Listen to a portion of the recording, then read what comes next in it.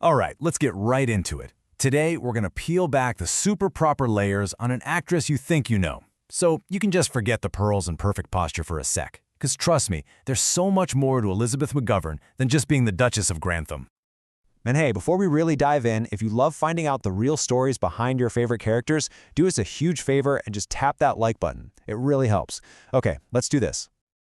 So when you picture Elizabeth McGovern, your brain probably jumps right here, right? Cora Crawley, the super elegant, totally poised American heiress running Downton Abbey. But what if I told you the reality is a little more, well, rebellious? Seriously, the woman who plays the Duchess has apparently developed a pretty serious potty mouth, and we are about to find out exactly why.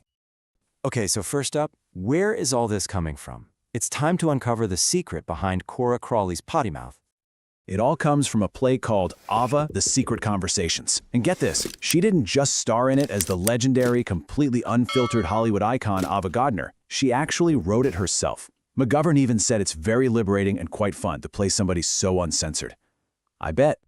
So the whole play is basically this intense cat and mouse game. You've got Ava Gardner spilling all these secrets about her insane life and her marriages to guys like Frank Sinatra, but the second her biographer gets a little too close, a little too intrusive, wham, she just shuts him down. It's this constant battle over who gets to control her story.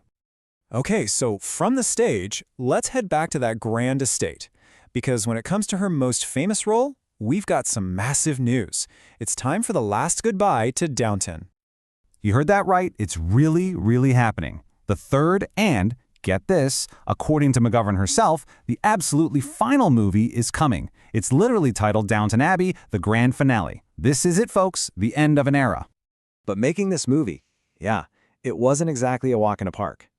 The cast was actually really scared about doing another one without the absolute legend Dame Maggie Smith, who, played the fan-favorite Dowager Countess. I mean, can you even imagine Downton without her zingers? McGovern even admitted she was really dreading it. She thought they'd just be missing her every single second. But then, something kind of magical happened on set. She said that Maggie's personality was so baked into the show, it was like she was still there. Chills. But here's the kicker. Despite all that fear, despite filming without a total legend, McGovern has a pretty shocking verdict. She says this final film is the best one. Of them all. Her exact words were, "I don't think I am alone in thinking that this is the best of the films. It just clicked. Get hyped, Downton fans." So her on-screen roles are one thing, but her take on the real-life Hollywood system? Oh, that's where it gets really juicy. Let's talk McGovern versus Hollywood.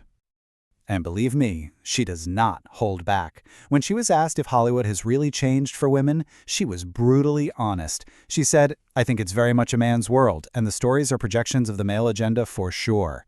Whew, that's a little of that Ava Gardner directness coming right through, isn't it? She does admit there's been one huge step forward, though.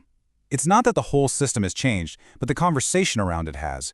People are finally talking about issues that, as she says it, there was literally no language for 20 years ago, and she admits that in itself is liberating. And this really shows you the massive shift between generations. Back when she was starting out, she says she just accepted the game of being what the men in charge wanted. But her two daughters today, oh no, she says they wouldn't put up with any of it. Now that's what you call progress. So how does all this stuff, the potty mouth play, her calling out Hollywood, how does it all connect back to her characters? Well, it brings us to this really cool idea. Are Cora and Ava secretly sisters? So McGovern herself points this out. On the surface, these two women are from completely different planets. Cora got her power by marrying into the British aristocracy. Ava got hers by dealing with Hollywood's most powerful men. But if you look just a little bit closer, you see this deep connecting theme. Both women totally understood that in their worlds, the road to power was through men, or, as she puts it, through their sexual value. But here's the thing. They were never just pawns in a game. They learned to navigate these male-dominated systems, and in the end, they were always the ones calling their own shots. They were women in control. So what do you think about that connection?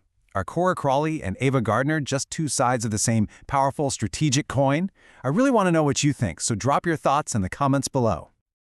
And there you have it, the surprising rebel hiding underneath the Duchess's pearls.